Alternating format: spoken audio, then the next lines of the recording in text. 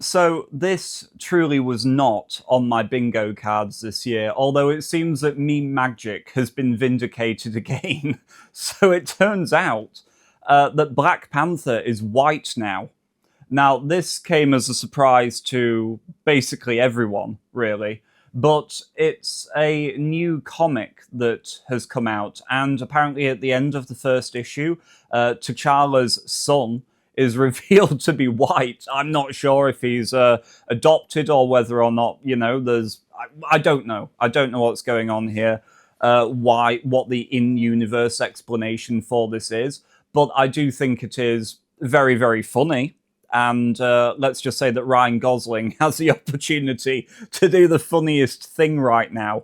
But I do actually think that it's probably worth exploring because, for one thing, we've been so used to seeing characters being race swapped over the past few years, and of course, the pattern to it all has it's only ever gone one way, and it's always being your characters of European heritage constantly being cycled out in favor of more diverse, more inclusive casting choices, shall we say.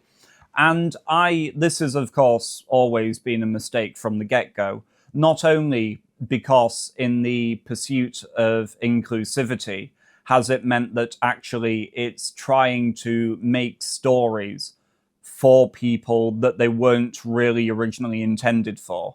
And fundamentally, I think that it's actually quite important that different people have their own different stories, right? That is actually a part of the genuine richness of the diversity of the world itself, not in the multicultural sense, but in the sense that every people have their own unique experience and their own unique heritage and history and culture.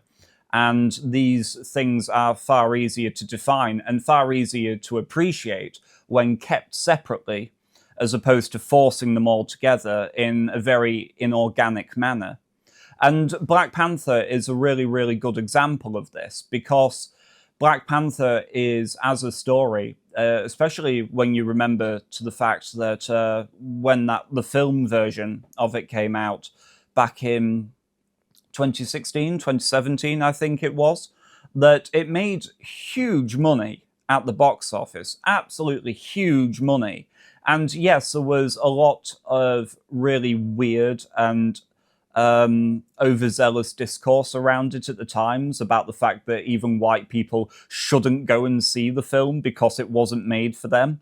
When really that argument doesn't make sense based on the fact that it was part of a larger cinematic universe and existed as one small chapter of storytelling in a larger whole, which definitely was made for white people to enjoy as well.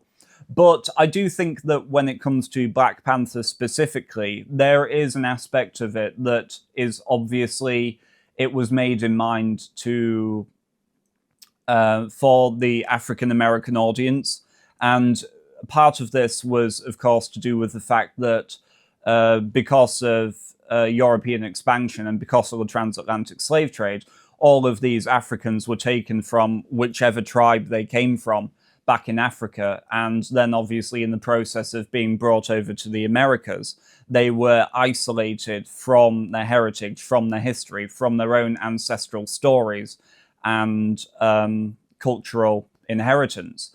And so Black Panther, in that sense, is a way to give them some sort of mythos, back in their own original ancestral homeland that they can relate to, even if I personally don't think it was done very well.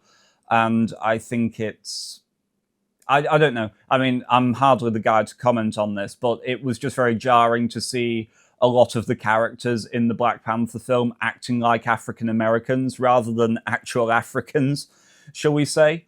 But I think this is one of the things that will make it so interesting to see where this storyline is going to go, because I know nothing about this new character of Katema. Is he a Rudyard Kipling fan? Is he a Cecil Rhodes enthusiast? Where exactly is this plotline going to go? I don't know, and I'm probably not going to tune in to find out, to be honest with you, But I think it's quite bold that this has happened, whether I agree with it or not. But it's, as I say, it certainly wasn't on my bingo cards for this year.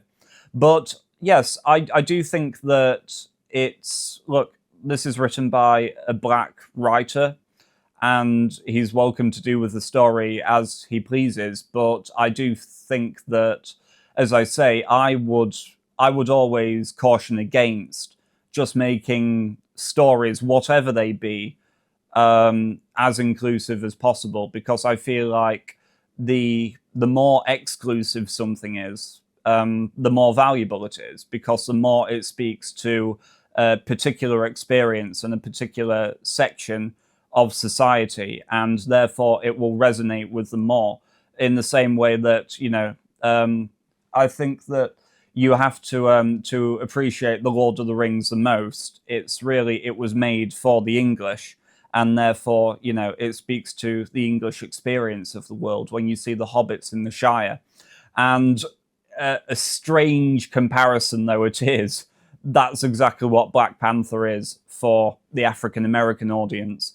And yeah, I'll be interested to see what's going to happen with all of this, and I suppose how much of a backlash this actually gets from the audience that it was made for going forward. I think that's the thing that I'm interested in seeing, but I suppose only time will tell.